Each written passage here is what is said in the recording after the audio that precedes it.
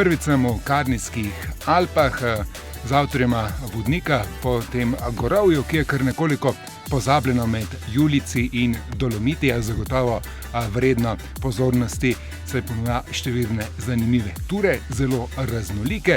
Tole je Monte Cermula, po mulatjeri slabi 2 uri vzpona, 600 višincev, možen pa je dostop tudi po ferati zahtevnosti B, C, dobri 2 uri vzpona.